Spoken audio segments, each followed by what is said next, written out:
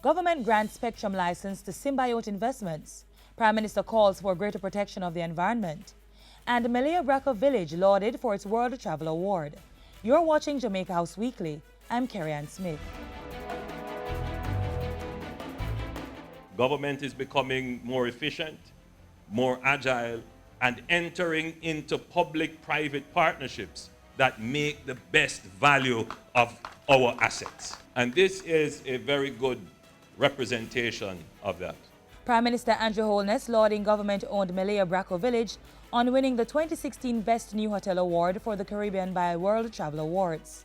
The hotel is owned by the National Insurance Fund and leased for 15 years to the Malaya Hotel Group. At Sunday's function, Mr. Holness urged other public-private partnerships in the tourism industry to use Malaya Braca as an example in redoubling their efforts to increase earnings from the sector. Before that, the Prime Minister urged Jamaicans to take greater responsibility for the environment. We are the ones who have to be concerned about how we dispose of it.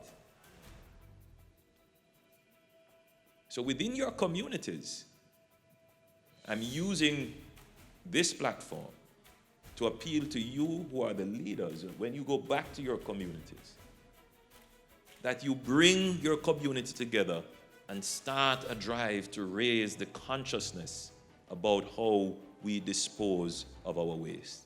Prime Minister Andrew Holness was speaking at the launch of the National Housing Trust's Best Schemes competition on Friday.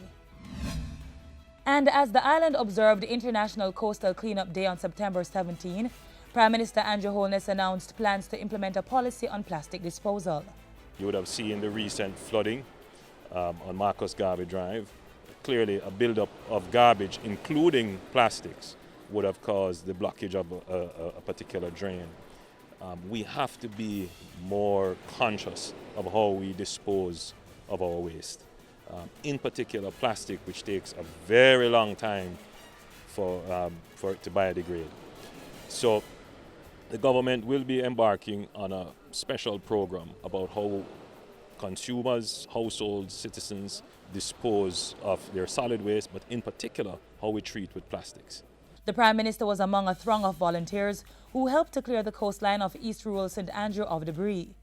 Member of Parliament Juliet Holness said a number of beaches in the area were given special attention. Glass, plastic bottles, paper, everything that's on the coastal line we have cleaned up. The members of the community appreciate that keeping the beach clean ensures that we also protect our reef, our coral, and protect the environment. It is also special for us because our beaches are revenue earning because tourists do come here. After very careful consideration and advice, the government has decided to proceed with the issuance of the domestic mobile spectrum license to Symbiote Investment Limited and not to revoke the current carrier and service providers licenses currently held by the company. Prime Minister Andrew Holness was speaking in Parliament Tuesday. His announcement followed careful deliberations by Cabinet after a Contractor General report advised against awarding the license as a result of adverse traces on one of the company's directors. Mr. Holness said the Spectrum Management Authority would deal with claims that Symbiote was using the spectrum without the requisite approvals. And going forward, Cabinet would be implementing several recommendations for strengthening the regulations of the telecom sector, including clear standards to determine whether applicants for licenses are fit and proper. An overall review of the legal and regulatory framework for the telecommunications industry to correct drafting deficiencies and other weaknesses, to reflect contemporary realities, including the emergence of new technologies, and to cover issues such as equipment testing, as well as emergency use of spectrum by the security forces, will be undertaken. And while he was at Parliament Tuesday, Mr. Holness also gave an update on steps being taken to address adverse findings of an audit done at the Factories Corporation of Jamaica, FCJ. In addition to hiring a new board and reviewing the organizational structure, Mr. Holness said court proceedings were also underway to recover money owed to the FCJ. The Prime Minister also said work was being done to get projects moving. The FCJ can be an engine of growth, and the board has been charged to move with alacrity to get these projects off the ground. Mr. Speaker,